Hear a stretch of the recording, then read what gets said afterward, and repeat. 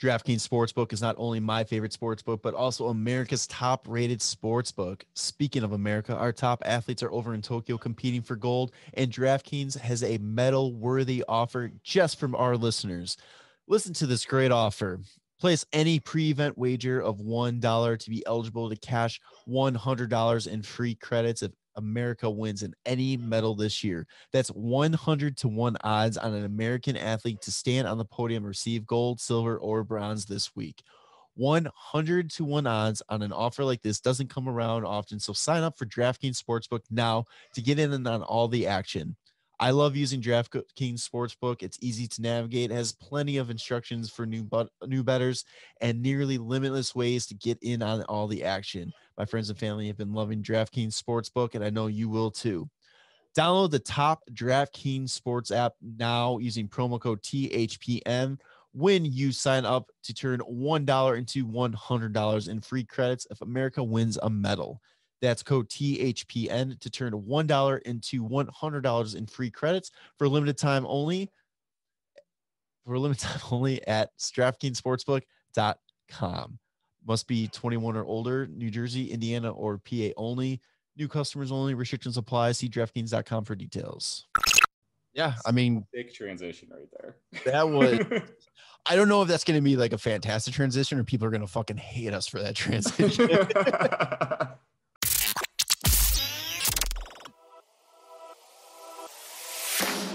You are now tuned in to the Windy City Benders podcast. This is WCBP. All right, it's another edition of the WCB podcast, a part of the Hockey Podcast Network presented by DraftKings. And Tanner is back. There is so much to talk about. But first, what's good, bud? Nothing. Actually, everything is great because there's so much news and it's fucking amazing. And you just get to learn that nobody learns from 2017 expansion draft, and we're in the thick of seeing some shit go down. Can we find a way to have an expansion draft every 4 years?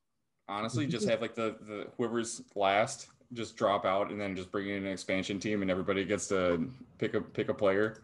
Last place becomes the expansion team's AHL team. Yeah. Ooh. Yeah, that would, yeah. Jesus. That'd be great. It prevents teams from tanking. Oh my God. Yeah, this is absolute chaos and I am all for it. And there's so much that came out that I don't even think any of us can even anticipate was coming out. Yeah. And you know what? Speaking of coming out, let's start it right away. Luke Prokop comes out as gay, the only player with under an NHL contract, and he's a Nashville prospect. Yeah, I mean, big transition right there. That was. I don't know if that's going to be like a fantastic transition or people are going to fucking hate us for that transition. I mean, it worked out. But you know what? Great. You know, good for him. Good for Luke. It's one of those things that we kind of touched about it with that football player that came out on the Raiders. It's like, you don't really know what these guys are, you know, they're living with, you know, having to pretend to be somebody that they're not and have to worry about everything and how people are going to react to it. And I think he even said in his interview, was saying that it was like he was tired of going to the gym, wondering who knows, who doesn't know, tired of going to the locker room, tired of going all these places. And it was taking its toll on him and his ability to play and all that. And now that he came to terms that he was going to come out and all that, he was saying he's having one of the best summers of his life, training wise and all that. That's perfect. I mean, it's one of those things where the first guy, Carl Nassib, came out, and hopefully this becomes less and less of like actual news. Like it should just be like, oh, that's cool. Like, or like, who really cares? Like, people don't really need to announce like what kind of sexuality they are. Like, it's cool to be whatever they want to be. Like, I don't know. It's weird right now because it's like celebrating, which is great. We're celebrating that somebody's coming out and being comfortable with themselves, but I feel like everybody should just be allowed to be comfortable with themselves, that it doesn't need to be like publicly addressed in order to be comfortable with yourself, you know? This has to happen, unfortunately, now, so it becomes that norm. So that it's like, just like, hey, look at, I'm just a guy playing NHL, play hockey. I just like dudes. Yeah.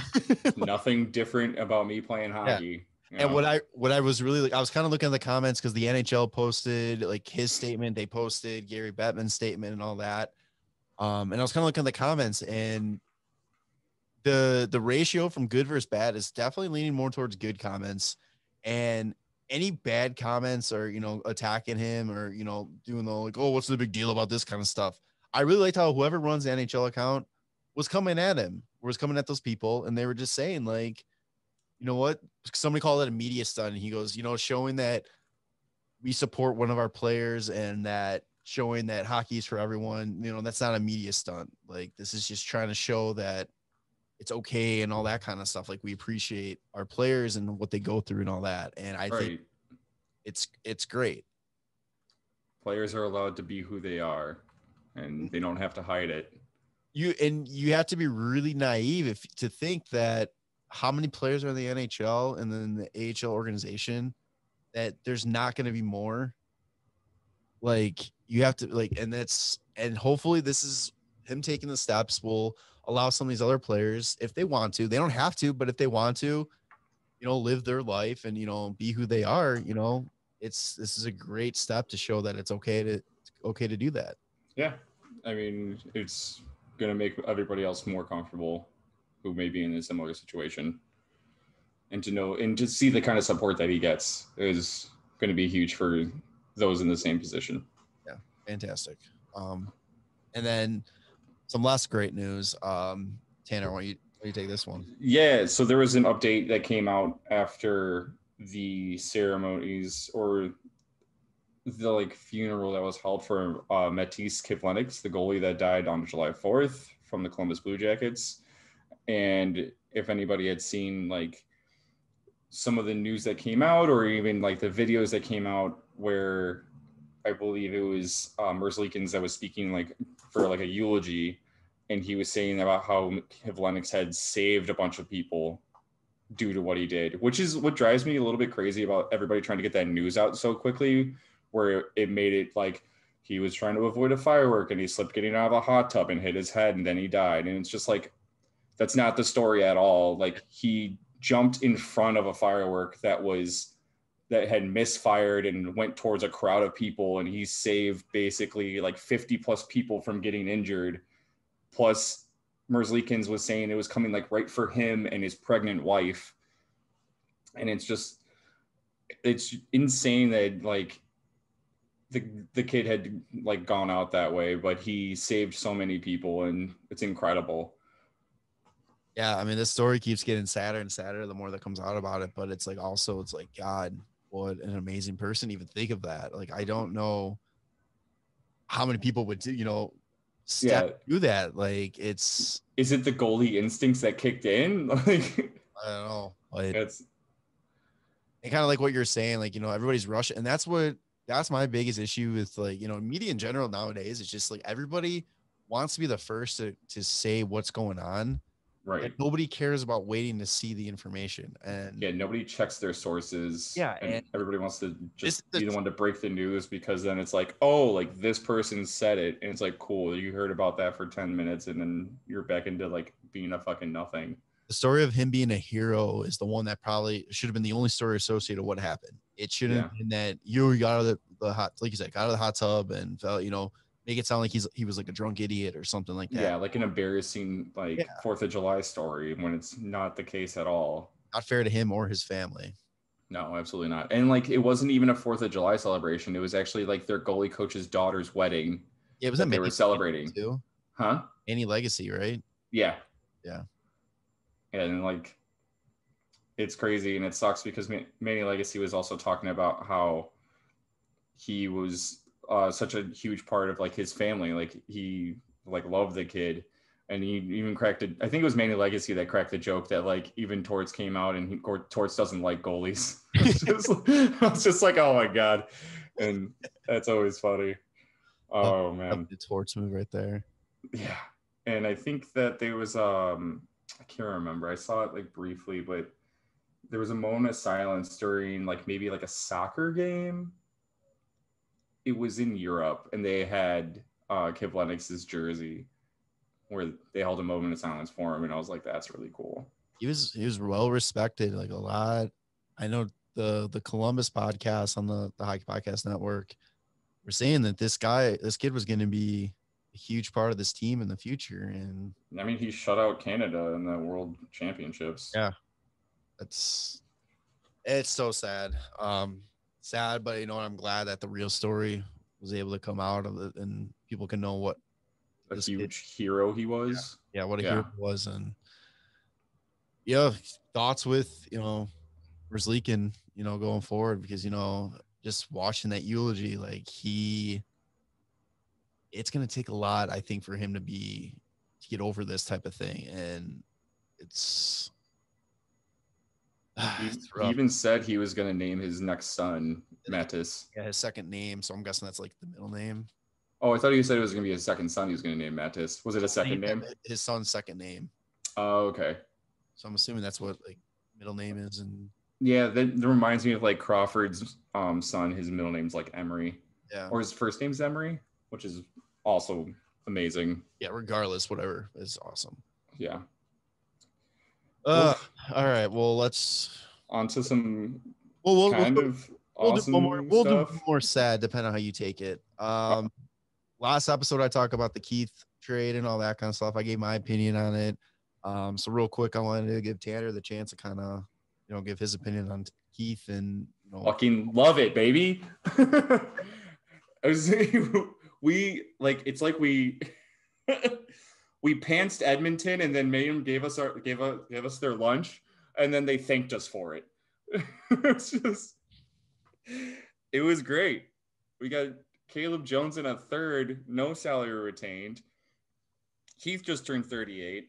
He's been fantastic, but he was also like he's not Duncan Keith of like Norris champion, like Norris Trophy winning Duncan Keith. Like 2015 was the last time Duncan Keith was Duncan Keith. Yeah, and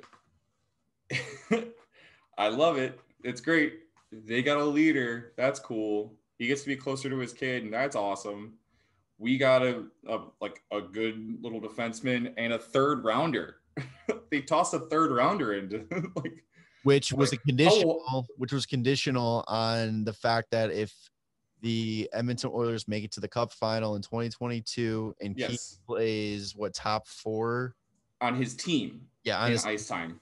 Yeah, in the first 3 rounds. Yes, which it's a third round. It's completely possible though. If final, I'm just saying, the final is less possible than like Keith playing top 4 minutes for them in the playoffs. Oh yeah, 100% Keith can do that. I'm talking about I think the final. Yeah, I don't think the final's gonna happen. I think that was Holland's okay, this is where I'll get you. It's not gonna come a second because we ain't going to the final. It's crazy that was like the deal sweetener was like a third rounder. Like I would have just done Keith for Jones straight up, and then I don't know, Bowman was somehow nobody fucking tell him. That's not sweet enough, man. This is Duncan Keith, 3-time Stanley Cup champion, 2-time Norris Trophy winner, Duncan Keith. And Ken Holland's just damn, you're right. It is Duncan Keith. Yeah, I'll toss it at third, too. And then I think I was saying in the text chat, it was the next day, Ryan Suter's bought out. Fucking. Didn't somebody else get bought out, too? The buyouts were Suter, Parise, and Keith Yandel. Yes, Yandel. So there's two defensemen there that were going to basically be free, and now they're paying. Well, they're not paying, but on the cap is 5.5 of Duncan Keith. Do you think Stan, when he said, "Okay, I got throwing more," and the guy's the third, you think he's off to the side, he's phone? It's yo, should I push it? Yo, he's fucking doing it. He's doing it. He's literally fucking giving us more. Yeah, Dad, roll the dice. Roll the dice. No, stay. Okay, Dad. All right. Yeah. Oh my God. It's great. I'm glad we didn't not having Keith for another year, and not having him retire really sucks. But the fact that he still led our team in ice time when he really shouldn't be and like knowing that like that's not a possibility going into this year, like they're going to give the ice time to more players that can develop more, is exciting. And that's I'm really another thing glad. I kind of want to make clear too. It's like, we don't hate Duncan Keith. No, I think he has been for the past 16 years a fantastic Blackhawk. I just don't think he is a top 2 defenseman on the Blackhawks anymore. What I did not like was that in a time that it was time to transition to pass, the torch on to some of the younger guys, give them some minutes, he was still there as Colleton's crutch. And I'm sure he was the one insisting on playing that much. So yeah, when you're older than the coach, like that was my problem with Keith. And that's why I'm glad we were able to move in and he's still able to play, where if he wants to try push top 4 minutes, fuck it, go push away. But now it's like the keys to the kingdom is now to our young defensemen. Let's see what the hell they can do. Exactly. I think it's going to be Connor Murphy's like defensive core team now. And like, he's going to be the leader back there. And I'm excited to see that because he was wearing an A last year as well. Yeah. And I guess we could go to another thing that everybody thought was going to go hand in hand with Keith getting moved was Seth Jones getting moved to the Hawks. Definitely didn't think that was going to happen until after the expansion draft. I think there's going to be too many pieces involved where you have to worry about protection and all that kind of stuff. So I don't think you're not going to hear. Obviously, you can't hear now because of the trade freeze. But what's kind of getting me a little nervous that that's not going to happen is the rumored ridiculous trade package Columbus is asking for Seth Jones. Yeah, I think it's one of those things where you ask too much just to see what you can get negotiated down to. I hope so. Because they're definitely not getting Doc. They're definitely not getting DeBrincat. So the original, the rumored offer or package that was Doc for sure. 100% he has to be in it. Then either Boquist or DeBrincat, a first and a second. It's like at this point, you want to ask all that. It's like, we'll just wait a fucking year and get him for free. I don't even think I was thinking, I post that on Twitter. And I had some people say like, oh, you got to make that trade. You got to make elite stars over prospects any day. But I can see that thinking if this was a for sure team where we were literally one piece away, from a Stanley Cup. But I don't even think I would make that in that situation. I think that is mortgaging way too much of the future. Yeah, we could literally wait a year. Yeah. And then just get Seth Jones out of free agency without giving up Boquist or Mitchell or clearly we're not giving up DeBrincat and Doc. Like, that's fucking insane. Boquist you can take. I'm okay with them moving Boquist. Yeah, but we don't have to do that. Right. No, yeah, I'm saying. And Seth Jones, I'm pretty sure he has a modified no trade clause. And I saw somewhere online that he would allow a trade to Chicago or Dallas. Chicago, I think Chicago's where he wants to go. I think, and having his brother in Chicago now is huge. And then Dallas makes sense too because he's from Texas. Yeah. And here's another little tidbit too that I found out. Patrick Kane, Jonathan Taves, Caleb Jones, Seth Jones all share the same agent. Oh, wow. So that makes it even coming to Chicago even better because then it's like, okay, you can just deal with everybody, Let's see. Carolina. No, I'm talking Columbus. Jesus. Yeah, Columbus, bro. I think if anything, like if they were to make a deal, sure, give them the first. Like, that's fine. Like I if you're coming to me, I'm saying that's fine. I don't know, give him like Pius Suter, like, or give him Kurashev. I don't know. You said even like Strome, which yeah, sure, but I mean I just threw Strome out there because I know that's a guy that I don't think is on this team come the fall. And I know that they're always looking for deals with Strome too. He's always like in the news or just like, I don't think Strome gets the deal done though. No. He's swinging a lot more. But yeah, Seth Jones does have a modified no trade clause. He has to submit a list of 10 teams he cannot be traded to. Weird. That kicked in last year. Yeah, I don't know. I'm very curious to see what happens now with the expansion draft and all this kind of stuff and what deals Seattle makes and then kind of maybe reassess this defensive position because no question with the Hawks need to add a defenseman. As much as I would love a Seth Jones, I'm starting to kind of be like, okay, wait, let's see kind of like what else is out there. I was thinking it wouldn't be a bad idea if we added Suter. I couldn't tell were you being serious about that. No, I was being serious. Okay. Getting Ryan Suter. Like, you want a leader that can still eat a lot of minutes, like, and be more of a defensive presence rather than Keith, who's kind of like a defensive like liability. And you could probably get him for like league minimum because he's going to be making close to $7 million still from fucking Minnesota. Isn't he he's from Wisconsin too, isn't he? I think he's from Minnesota. It's still relatively close to home, Chicago. Because I mean, you're right. He is from Madison, Wisconsin. Yeah. Because remember, that was the whole thing that when that big, free agency happening and people were like, oh, Suter and Parise, where are they going to go? And Chicago was in the hunt for a while. It was because they was so close to home. Yeah. I mean, that makes sense. Parise's from Minnesota. Yeah. Okay. I don't know. Yeah. I mean, league min, I wouldn't hate that. It would be like how when we had Brad Richards after he got bought out by the Rangers. Just fucking league minimum, but I feel like Ryan Suter is gonna want to go to more of like a contender, which would make sense. It would suck if like he ends up going to fucking Tampa Bay, like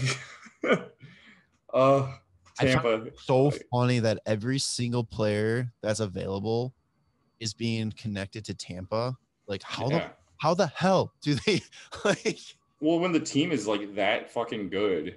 And players have made enough money already, they were probably just like, yeah, dude, league min to win a cup, whatever. It's like guaranteed. Guys they got to trade, and it's not like they can sign them league min. Like I'm talking Tarasenko had put really on there.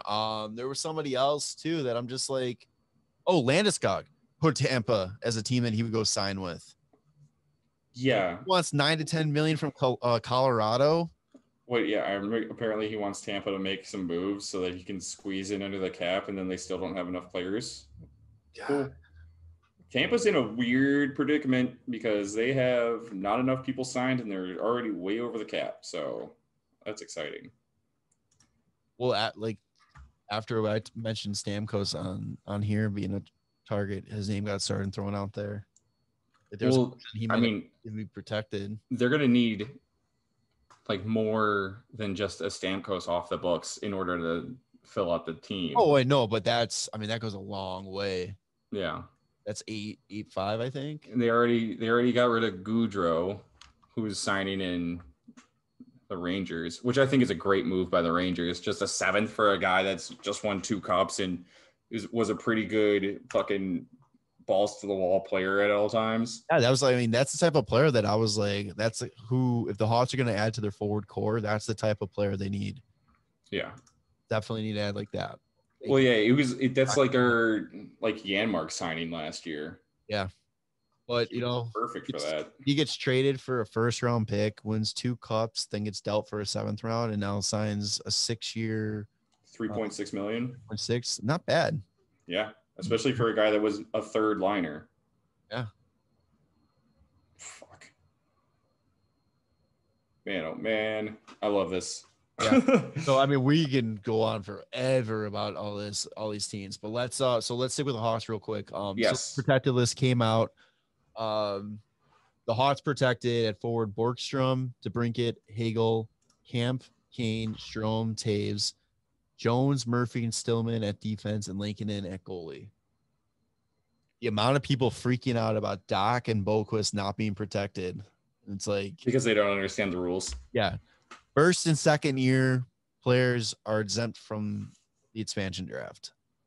As long as they're on I believe it's as long as they're on their entry level contract, because that brings up questions to some like Capo. Oh. And then Lankinen be exposed, even though he's technically a rookie 1st-year player, but he wasn't on an entry-level contract. Oh, I don't know. That's weird. whatever. I love that they protected Hagel though, because they know the value they have there. They just got to get that deal done. But he's, like it says on Cap Friendly, he's not eligible to be offer sheeted. So the cards are all in like the Hawks side. I just hope they make a good deal with him soon. Take care of him. Yeah, 8 years. Just fucking do it. Just doing that blank check and be like, hey, just keep it under this amount, but fill out what you want. All of it. Keep it under this amount. Okay, so that amount. Yeah. Hey, if that's what he wants to do, if he's feeling like he wants that, let him have it.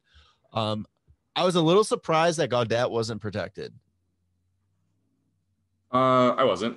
You weren't? No. And like the thing is, like if we lose Gaudette, which I don't think we will, it was literally Matthew Highmore turned into Adam Gaudette. No, it kind of seemed like towards the end of the season they were pretty high on him. So I thought they were maybe going to protect him.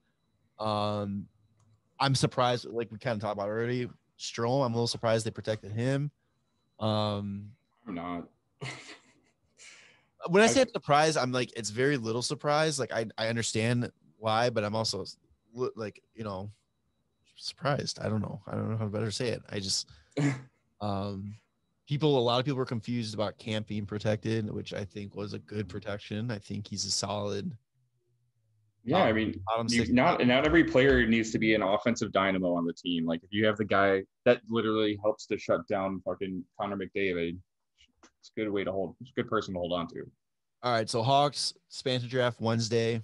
Name gets called. What's best case scenario? Best case scenario, I don't know. I saw like Malcolm Subban being tossed out there. I think Calvin DeHaan was a thing, but now I guess like Zadorov's name is coming up a lot because he was left unprotected. I think that's best case scenario. Yeah, I mean, I don't want the Hawks to overpay Zadorov like 4.5 just for like 5.5 or whatever. He wants 5.8. The original asking was 5.85. Regardless, yeah, it's probably a bargaining tool and all that, but still, that's way too much money. Oh yeah. Like if anything, like I only see him as like a $4.5 million player. That even seems like a lot for him. Yeah, well, that's because he's been in the league for so long and he's only 26 already. That's why I hate this. You got to sign people, like take that in consideration and not like just pure like what they're actually worth. I'm trying to find where like there was like Zadorov talks, but I don't know. Like I wouldn't be upset because then Seattle can go ahead and overpay him instead of the Hawks doing it, and then the Hawks can focus on him, or they can flip him. They can do whatever they want with him. Just because Seattle takes somebody, they don't have to keep them. That's true. That's what Vegas did with a few guys. They took a lot of defensemen, flipped like Mark Mathod over to like Dallas. Yeah, there's something else too, but I don't know. But yeah, I don't really see them going after like Brett Connolly. I don't see them taking Ryan Carpenter. Carpenter, I loved when we first got him last year. It was so. I think he was a little snake bitten. He didn't get a lot of, like when he had his chances, he didn't finish a lot, which I mean, he's not out there to finish, but he was one of those guys that kind of saw his role go down a little bit with Hagel jumping up. Yeah. I like that they protected Borgstrom because I'm excited to see what he can do. And especially, I mean, if they thought that he would be taken without even playing in the NHL last year, yeah, let's see it. I always forget about him. Yeah, because he hasn't played a game with the Hawks yet, but we traded for him mid-season, and it was just his rights. Yeah, I think, I don't know who else is like unprotected, but don't forget to Raptor Whacker. Yeah, I'm excited to see who they actually end up taking. I don't think I'll be disappointed if they end up going to Han, if they end up going to Gaudette, if they end up going to Zadorov. I think it's Zadorov or DeHaan. I think those are the two most common names that have been coming up. And either way, I'm okay. I mean, with some of the surprises that popped up with like guys being left unprotected, I think that might change Seattle's like ideas a bit. Yeah. And then you go maybe a little different route on some of the guys that you were maybe unsure of, you know? Yeah. Yeah, we'll get to that. We're going to get that right now, but very quickly, what's getting kind of lost in this is that the entry draft is this Friday. Yeah. Typically we try to do a little like breakdown, possible picks, but I've been so wrapped up following this expansion stuff. I have not looked into anything for this draft. We really needed more time between an expansion draft and a regular draft. Yeah, like 2 days is not enough. So the reason I'm bringing it up though is a very interesting idea. The Athletic did a mock draft and they have the Hawks selecting Jesper Wallstedt. Yeah. Out of the SHL. Goalie. I was gonna say, what position is he? Yeah, goalie. Tendy action. I don't hate that idea. Yeah. I saw some comments online that was like, why would they do that when they picked Drew Comesso like second round last year? And it's like, I don't know if these people really realize that like just because you picked a goalie like second round doesn't mean you don't need to pick one ever again for the next like couple of years, even if it's a high pick. Like you want to stock up on good goalies or potentially good goalies and hoping that one of them works out. It's, I mean, what was it? 2018, we took Boqvist 8th, and then we had another pick 28. And it's like, what are people saying? Like, oh, we already took a defenseman. Don't take a defenseman, get a forward. It's like, they took Bowden. Like, it doesn't fucking matter. Like, you want players to work out. You know why you continue to take goalies? So you're not in a situation where the Hawks are in the past couple seasons where Crawford's done, he leaves. What the hell do we do? There's such a question mark in goal for the Hawks. So having some of these young goalies that potentially could be great goalies. I've seen, who was it that I saw him getting compared to? Potentially be the next Henrik Lundqvist. Oh, that's cool. Yeah. So it's like, yeah. Is it just because he's Swedish? Yeah, definitely. That's fine. But it's like you got to take the chance, and especially in this draft where I don't think you're going to find whoever you take at 11 or 12, or whatever you want to call the Hawks pick, 11, 12, It's 11. Whoever they end up taking there is going to be years away from making an impact on the main roster. So if you're going to wait that long and you have a potential franchise goalie sitting there, why not take that risk? Yeah. I mean, it gives us enough time. Like I honestly was when we were hearing about like the Fleury trade talks, like that sounds great. You bring Fleury in and then you have Lankinen be backup, or like a 1A, 1B situation, like whoever's hot. This is like, it's possible that you lose Subban to the expansion draft, and then it's like, okay, like that's fine. But Fleury plays out his contract, which is like only like a year left. Yeah, 1 year at $7 million. So it gives Lankinen some more time to like learn under somebody who is a fucking 3-time Stanley Cup champion. Like that's amazing. Like I don't think he got much time to like be around Crawford. Like he wasn't really. I don't even think he was like on the Ice Hogs. He was just like playing in Sweden, I think. No, he was on the Ice Hogs. Was he? Yeah, he played time in Rockford, but he wasn't around. There's no way he was around Crawford. Yeah, like, or if he was around Crawford, it was like very minimal. He played on the Ice Hogs only in 2018-19 and 2019-20. That was it. Yeah, so and they definitely. I mean, he had Delia around him or all that kind of stuff. So it's So you get, if you look at that, you get Fleury to come in and kind of mentor Lankinen, which would be fantastic. That's the same as getting like Turco to come in and mentor Crawford when he was making his way into the show. You give then Lankinen a few, like after this year, his deal is up. You sign Lankinen long term or whatever, like 5-6 years, who cares? As he's taking over the team, you have this Wallstedt kid working his way up to become the new fucking starter after Lankinen. It's like perfect fucking timing. Yeah. Like he comes in around 23, 24, like 5-6 years from now, when Lankinen's at like 32, 33, he backs up Lankinen and then takes over after that.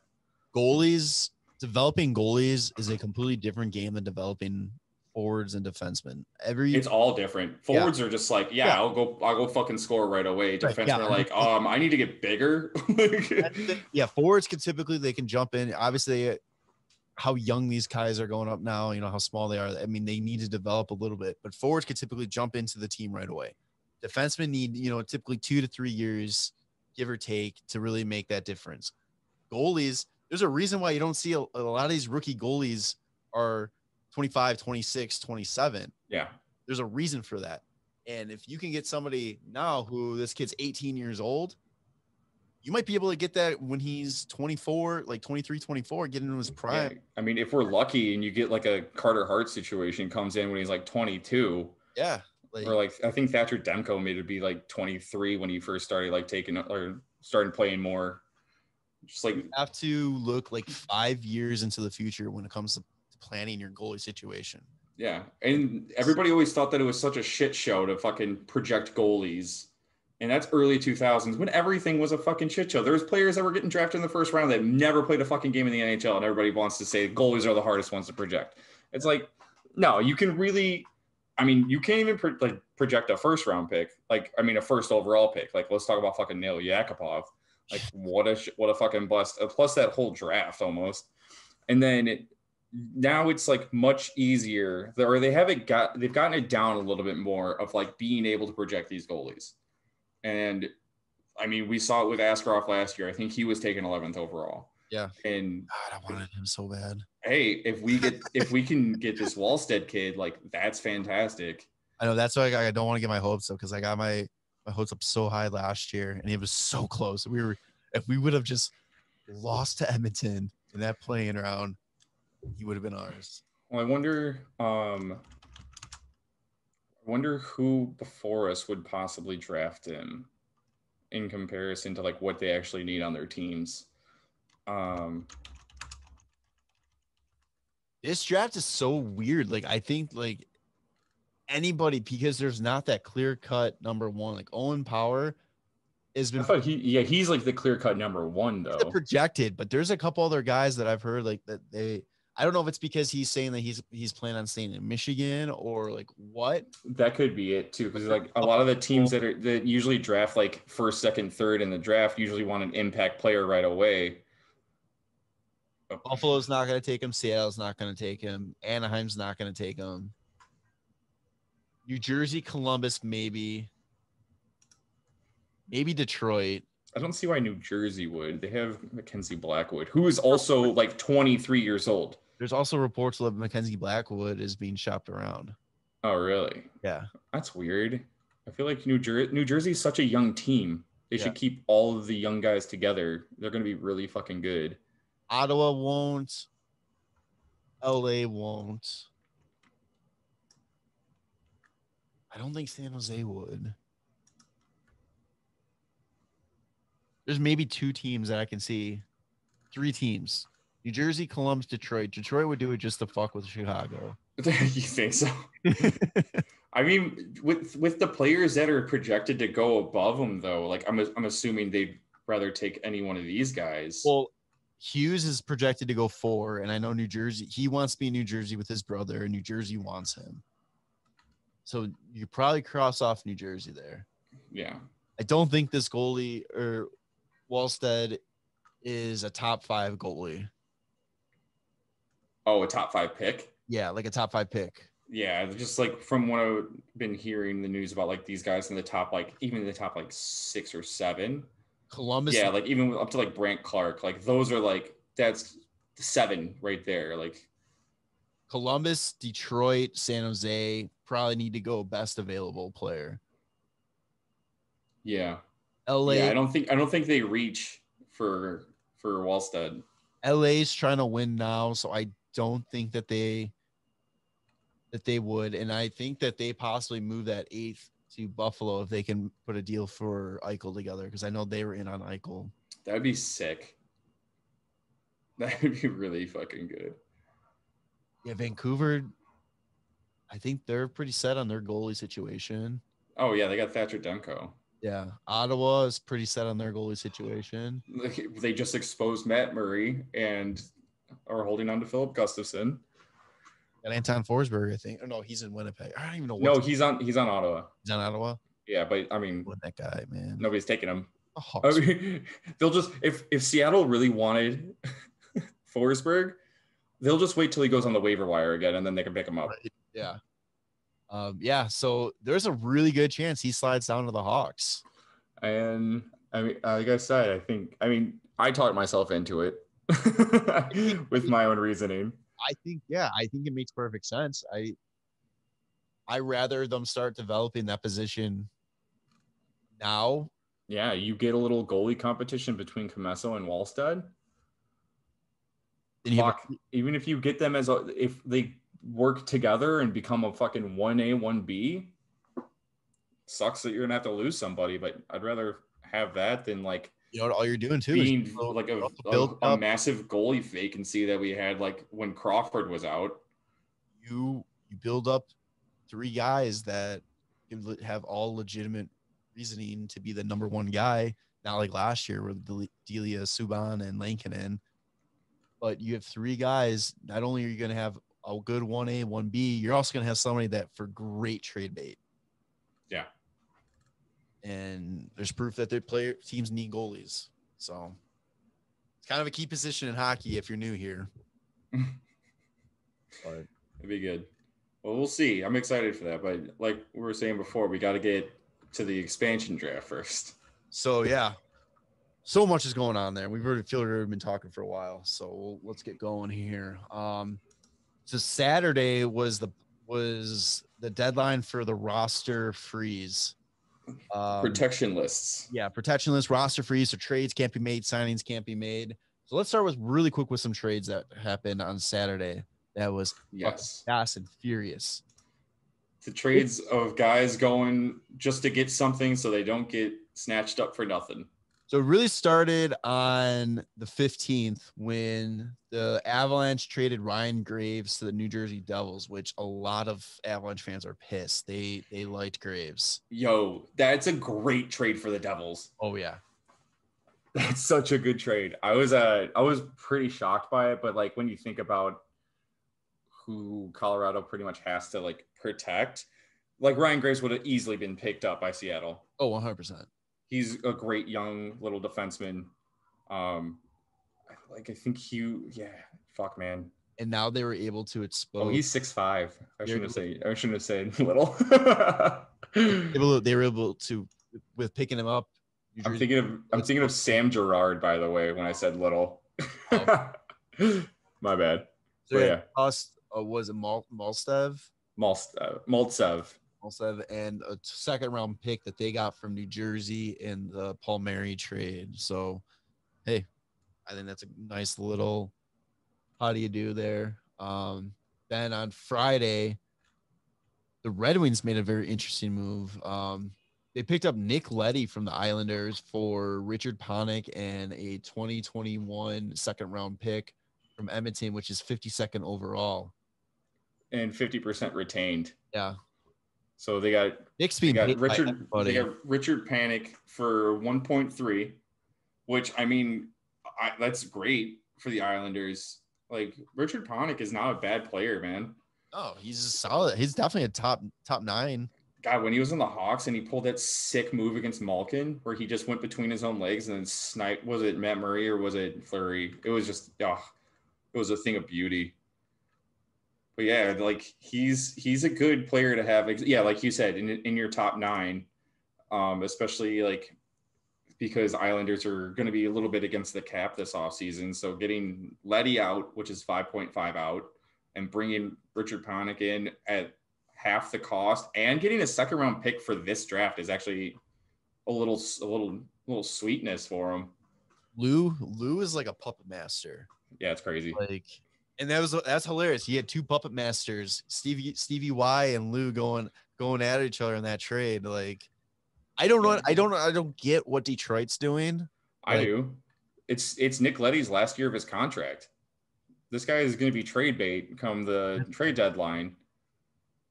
And the Red Wings are going to recoup that fucking 2nd rounder plus, guaranteed.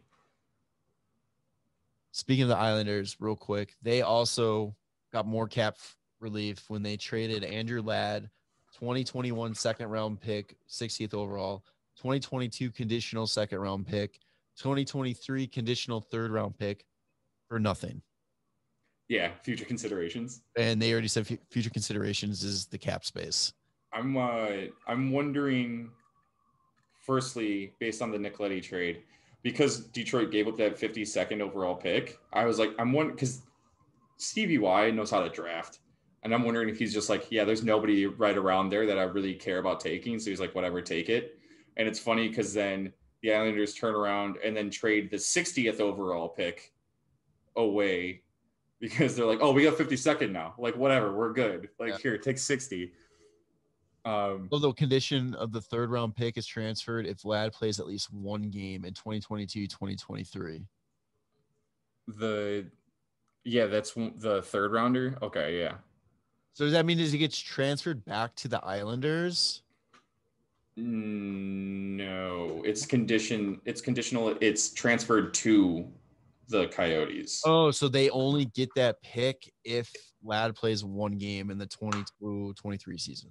Yes. Okay. Because I'm like looking at that. I kept looking at that. I'm like, it's transferred. What is transferred to who? Transferred to, like, it's weird too, because like I had saw somewhere that they were considering like he's gonna be in the lineup. Like he's gonna play. But this is actually I didn't realize that what you were saying. It's actually not this upcoming season, it's the next season. Yeah. Yeah. Okay. Yeah, the pick, crazy. This upcoming pick, the 2022 second round pick condition it's just the better pick that the Islanders have. So it'll either be their pick or Colorado's pick. Yeah. So it's just the higher of the two picks. I love these conditional picks. Yeah. Yeah. So then after that, there's a small deal from Dallas to Vancouver, Jason Dickinson to Vancouver for a 21 third round pick, 73rd overall. And then another interesting trade. San Jose Sharks acquire Aiden Hill and a 22 7th round pick from the Coyotes for Joseph Corner and a 2022 second round pick. That one's really interesting because of the goalie situation in Arizona. Aiden Hill was supposedly willing to play, wanted to play in Arizona, was willing to play. They moved him so they can protect Darcy Kemper. Yes. Darcy Kemper told Arizona that he's not re-signing with the team. Yes. Why wouldn't you not try to get anything, even if it's a pick or something? Well, I believe Kemper has a year left on his deal. Yes. So he's got a year left. I think the idea is instead of keeping Aiden Hill and then potentially losing Kemper in the draft for nothing. And the fact that like, if they were to protect Hill and they didn't want to lose him for nothing, it's this kind of scramble time right now where teams know, hey, like I'll give you this, it's better than nothing. And they know they can get a better package for Kemper. And I know Toronto's high on him. I know that's probably something you'll see around like the trade deadline, like Darcy Kemper, as long as he's healthy and he's a good fucking goalie. Like, I think I think he gets moved preseason. You think it's I mean, either way, like they're gonna get a better trade package after the expansion draft if they hold on to him than they would have if they held on to Aiden Hill just to keep him to play. I think once the expansion draft happens and that freezes up, there is just going to be, it's like holding a hose right now. And, nothing's coming through. Oh, Jesus. Let it go. And there's going to be fucking deals coming on everywhere. Yeah. I mean, they still got a second rounder for that kid too. So like, that's not like it's nothing. And it's a Shark second rounder. So chances are that's going to be a really good pick in the second round. It's true because they are just knee deep in old man contracts in San Jose. So, so another trade, Toronto acquired Jared McCann from Pittsburgh for Philip Hollander. Yeah, him. And a 7th. Yeah, 7th round in 2023. It's great. If you watch Steve Dangle's like videos, he explains it pretty well. It's they either make this trade, or if they don't make this trade, they guaranteed lose Alex Kerfoot, or they make this trade and now Seattle takes either Jared McCann or Alex Kerfoot, and they're not out a guy that basically they play like the same style. Yeah. And they at least keep somebody that they want in that kind of position, which I'm just like, that's great. And he's like, there's going to be so many fans that like once Jared McCann gets taken, they're going to see that they just traded for him and lost him for nothing. And they're going to be upset, but they don't realize like they did that in order to keep Kerfoot. Yeah. Like it's a great pickup move. And they were really smart about it. It's like, well, if we're going to lose somebody, like let's make Seattle wanted Jared McCann from Pittsburgh. And it's like, no. Now you can take him from us because then you can't take somebody else. Yeah. No, yeah. See, that's Genius. What I love. Yeah, I love that because all these little moves are happening like that. And speaking of Steve Dangle, friend of the show, I know, but I'm just listening to him talk the misery and like just how upset he is whenever the Leafs get brought up on his Toronto Maple Leafs podcast. Is like, he's like, I don't want to talk about this. He goes, I'm sick to my stomach. You guys ruined my day. And I'm like, I don't know. It's a Maple Leafs podcast. You're going to talk about it. It's so funny. Yeah. All right. That's after really that, funny. we already talked about Barclay Goodrow going to the New York Rangers for a 7th round pick next year's draft. And they're all but signed. They just got to wait for the signing freeze to end up. I didn't even realize that it's a classic Tampa and Rangers trade. Yeah. Then New York made another trade with the Vegas Golden Knights. New York sent the Knights Brett Howden for Nick DeSimone,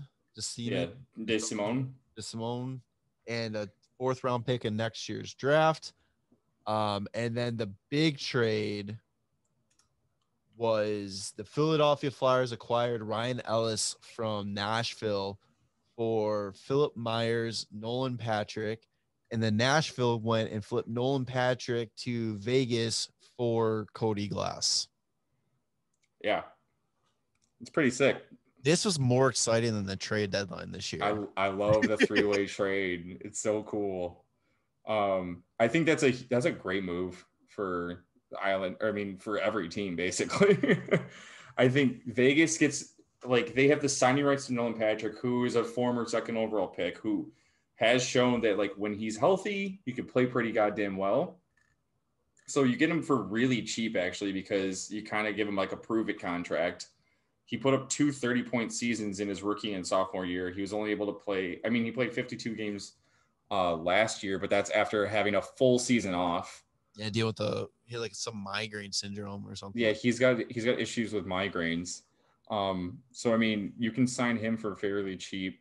The Predators got Cody Glass, who it shows that he doesn't have a deal at the moment. He's in the minors because I don't know. Oh, did they sent him somewhere? I don't know. But I guess he hasn't been working out the way that they were hoping he would, which is funny because that's all 3 of Vegas's 1st round picks that they had their very first year are now gone. Nick Suzuki, Cody Glass, and Eric Brandstrom.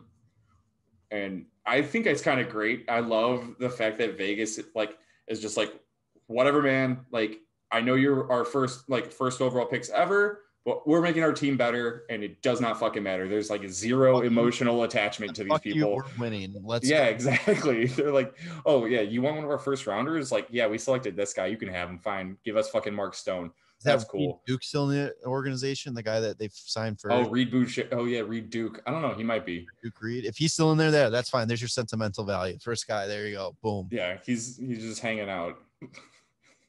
The Vegas Golden Knight legend. Yeah. Yeah, and then I mean, the Predators flipped Ryan Ellis for Philip Myers and Cody Glass. So, like, I think Philip Myers, like, I haven't heard much about him. I'm almost certain he's just like a solid little defenseman. What's going to be really... He's also 6'5". I keep calling these defensemen little. They're both 6'5" each time. Pete Blackwood was like, Philadelphia is on the mission to employ every single ginger in the NHL. Oh just my God. Gritty. And then they're like showing a Gritty, like him, they added Ellis into his like Flyers uniform, a headshot, and they did like a side by side with Gritty. And they're like, yeah, this is gonna be a good team. I just can't wait for the social media content of Gritty and Ellis together. Yeah, I mean, if they're gonna be able to actually hold on to Voracek too, they can throw him in there. Yeah, Voracek's I think on his way out. Yeah, they're trying to get Seattle to take him. One last thing that kind of happened Okay. with Seattle, Rinne retired. Oh, that's true. I Forgot think about that. I think he definitely falls into one of the best players to never win a cup. Yeah, he won a Vezina. Vezina. I mean, he carried a bunch of Nashville teams that probably even 2017 that you probably argue that 2017 Nashville was it 2017 or 2016? 2017. One of those. It is equivalent to this year's Montreal team. Had no business being in the final, but their goalie took them there. Yeah, I agree. Hold on a second. Yeah, you keep going. But yeah, so congrats on the great career, Pekka. Sucks that you had to spend it all in Nashville. Whatever. That's fine. But yeah, so Seattle, their moment to shine is coming. This Wednesday, tomorrow, when you're listening to this, the expansion draft will officially happen. And boy, oh boy, we said at the beginning, how have these GMs not learned from their mistakes in 2017? I don't know. And it's the best. I mean, right off the bat, let's talk about Carey Price. Oh my God. I guess it was Carey's idea because he's hurt. He's hurt and they didn't want them to start the season without Allen. And they just were like, hey, Seattle, I'll bet you won't fucking take Carey Price if we leave him unprotected. And Seattle just goes, are they fucking serious? Call their fucking bluff. Yes. Are you kidding me? All is going Vegas got Fleury, who became the face of the franchise and immediately made it to the Stanley Cup final. Yeah, just get Carey Price. Make him the face of the franchise. I guess he's like a British Columbia native. I thought he was, I don't know. With how much he was loved in Montreal, I thought he was a Quebec native, but I never really paid attention. So he'll be in right near British Columbia, where home is. Fucking get Carey Price on the team. Also pick up Tarasenko, another guy that's been left unprotected. So Tarasenko's been left unprotected, but it is rumored that they are going to take him and flip him to Philadelphia. Yeah, for Voracek. Voracek's gonna be involved in that. But okay, so available forwards, some notable forwards: Ryan Getzlaf, Adam Henrique, Jeff Skinner, Lucic, Niederreiter. So far, none of those guys are actually notable. Domi. I'm just looking off what NHL posted. No, I know. It's just so funny. Domi is a big one. I think Max Domi's not anything special. He hasn't done anything since his sophomore year in fucking Arizona. Let's see. Voracek. Except for trying to, what was it? Who the hell did he trying to beat the shit out of? Was it Murphy? Murphy. Yeah, just fucking what a scumbag. Jonathan Drouin, Duchesne, Ryan Johansson. Yeah. The Nashville's doing the just take one of them, please. Just fucking take one of them. Jordan Eberle, Josh Bailey. Yeah. Josh Bailey. They need to take Josh Bailey. They don't, I mean. That's a good pickup. It would be. For free, yeah. JVR, Voracek, Brandon Tanev, Jason Zucker, Tarasenko, Yanni Goudreau, or what? Gord, Tyler Johnson, Palat, Killorn, who was just a fucking monster. Yeah. I think Killorn needs to be an absolute pickup for them. How do you? Oh man. And then we talked about Kerfoot, McCann, of course, Jason Spezza, Wade Simmons. How pissed would Spezza be if he's I'll sign his league minimum deal to stay in Toronto where I want to be. And see, I was like, oh, fuck you, bud. Come on. Yeah, well, then Spezza just goes, all right, I'm retiring. Bye. Except for he probably has a better chance of making the fucking Stanley Cup finals playing in Seattle with whatever team they're about to have versus Toronto making it past the first round. Quick list of available defensemen. Kevin Shattenkirk, best flow in the league. Mark Giordano, Jake Gardner, Zadorov, Willie Butcher, PK Subban, Vince Dunn. That's an interesting one right there. Travis Dermott, Justin Schultz, Brennan Dillon, and then goalies, Ben Bishop, Chris Dredger, who is reportedly being taken by them, and they already have a deal in place for his Wait, is he going to be taken by them? I thought he was going to be a UFA anyway. I think he's being taken. He's taking them, and they were just negotiating to make it happen. Yeah, it was 3 years, 10.5 million. So it comes out to like 3.5 or yeah, give or take. Capo Kakkonen, is that how you say it? Oh yeah, Kakkonen from Minnesota, which blows my mind on that one. Carey Price, Matt Murray, Martin Jones, Brandon Holtby, and Vanek, right? Vanacek. Or Vanacek. Dude, there's some good fucking goalies there. Yeah. But Carey Price is like, he just led a fucking team to the Stanley Cup Finals. And then almost like, I mean, he kept them in almost every game against a team that was going to shit on their team no matter what. What people were thinking that he wasn't going to be picked is that he is got this hip injury that's going to probably make him miss a decent amount of time to start the season. And he's owed $11 million signing bonus in September. Well, Seattle's ownership took care of that. They said, he fits, take him. Yeah. If you want him and he fits the team, you have all the right in the world to take fucking Carey Price. And I love when it first came out and like the writers were like, there's no way they're going to take Carey Price. Like he's owed like so much money still. He's going to be like, whatever, 5 years left. And then like, oh, word from Seattle management, like ownership is like, yeah, if you want to take him, fucking take him. Like if you want to leave one of the best goalies still exposed for free. Yeah. And then if I'm literally Seattle right now, I'm talking Montreal every single day until the expansion draft.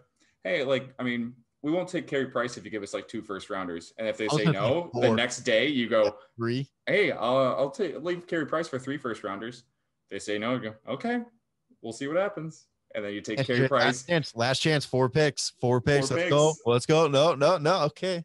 And if they don't want Carey Price, you can fucking do 50% retained, get 16 fucking thousand picks for him from some other team that wants to make it all the way with a $5 million Carey Price. A lot of people are talking too, like, can Seattle take a player, trade him back at retained salary? That is against the rules. You cannot do that. Yeah, the NHL said, nah, homie, that's collusion. What's hilarious or cap circumvention. What's even funnier is that Carey Price's wife put an Instagram story like, oh, I just read all your guys' DMs. Don't worry, more will come out, tomorrow, or more's coming out, we'll explain a lot. And I guarantee you that was limit split, and they were like, oh, he's got a hip injury. Yeah, we're not going to take him. Now they're like, oh yeah, go ahead, take him. They're like, oh, fuck. Hey, Montreal, at least you got a shiny Jake Allen. Oh my God. This is going to have to happen. Your clear-cut MVP of your playoff run left unexposed. Your franchise. I'm sorry. Or unprotected, I mean. Yeah, exposed. He is the franchise. And you're exposing him. One of the more recent players, I mean, the most recent player to win the Vezina, the Calder, and the Ted Lindsay, which hasn't happened since like Hasek did it. Like an unbelievable goalie, and goalies usually can last like a little bit longer than players because it's not such a physically demanding like position as much as it's just more of a like mindset and fucking reactionary position. Like you saw Brodeur was able to like fucking goaltend into his 40s. Like Carey Price doesn't like it. There's a huge possibility he can repeat this past season more and more. You build a team around him too. That's not going to have like wear and tear at Montreal. You have a fresh fucking salary cap too. It's not like you're stuck with players and you are like trying to fit a Carey Price in. It's like you have Carey Price and then you fit in around him. Yeah. Ron Francis also has the green light to spend up to the salary cap limit. And they can, and there's so many things available, and it's great. And I just can't wait to see what teams are going to give up whatever in order to like have them take a player or have them not take a player. Like is there going to be like another situation of like a William Karlsson where Like you give up somebody that hasn't been playing too well, but hasn't been given the minutes. Then he goes and explodes in Seattle, or like a Jonathan Marchessault and Riley Smith situation where they're like, here's two. Please take him off of our book. Yeah. And then it's just like, oh, here's your first fucking line. Like, oh my God, I can't wait to see it. So what do you think right now is more likely? Montreal to overpay to keep Price or Seattle just to take Price? I think it's going to end up being Montreal like overpaying to keep him. Bergevin's gone if they take him, right? I mean, if not by management, by ownership, the fucking fans are gonna have his ass. Yeah, and it's just gonna be hilarious if he's gone next season. I honestly, like, if I'm Seattle, I just go, yeah, no, I'm taking Carey Price, and then they try and work a deal, and I go, no, no to everything. It's Carey Price. Are you kidding me? Would you give him up for 3 first-rounders? Dude, I wasn't sure about this team, like if they were going to be able to be competitive right away. Dude, I think they have a chance. Like, yeah, they have really they have the ultimate chance to be competitive right away. Like Vegas didn't have the best chance, but then those players all overperformed what they had done previously in their career. And then now this time they're just like, we're not going to really do what we did last time, but you can have like Tarasenko, like go ahead and take him. That's fine. Go ahead and take Carey Price instead of having guys like overperform what they've done before. Just have guys that are fantastic already. Like, fuck it. Like, we don't want to lose out on a guy that could possibly have a career year next year. And by keeping somebody that's already been fantastic, like what the fuck kind of shit is that? All I picture is like, the meme of like the little girl with the house burning in the background. She says like an evil smile. I'm just picturing Ron Francis on that little girl's head, like body, just like smiling as he's just watching the rest of the NHL just burn for this. Like, oh my God, it's gonna be Seattle, Vegas 1-2 in that division next year, and it's gonna be hilarious. They're coming in such a trash division. Like Vegas came in when that division was still good. I can't wait. I can't wait for that. But I was gonna say I just imagine like Ron Francis sitting at home, like just getting ready, like who should we like looking at all the projections and just like, all right, how are we gonna build this team? How are we gonna build this team? And then he just like gets a little notification on his phone. And it's like Carey Price is available. What the fuck? And then he's like, are you guys seeing this shit? And then it's like Tarasenko's available. He's like, are they building my team for me? Is that what's going on? Are these teams like really doing this for me? And he's probably just like laughing. He's probably laughing to everybody. Players are getting announced like, oh, this person's unprotected. Yeah, okay, cool. He's on the roster. Oh, yeah. Yeah. Oh man, it's gonna be fun. Yeah. All right, so let's wrap this up though. Anything else you want to say about Seattle, or do you got like any bold take you want to throw out there, or anything like that? No. I can't wait. I'm excited. It's gonna be really fun to watch. I'm not gonna be able to watch it because I'll be at work, but I'll hopefully be able to just put it on the TV. I don't know. It's gonna be, and it's crazy because it's going boom, expansion draft, boom, regular draft, boom, fantasy or free agency, fantasy draft, yeah, free agency. Oh man. Oh God, this is gonna be unreal. It's gonna be fun. It's gonna be a fun week to watch all the hockey news. So, all right. Unless you got anything else? No. All right. What are we calling this one? Episode 145. It's time for Seattle, or Seattle's time to shine.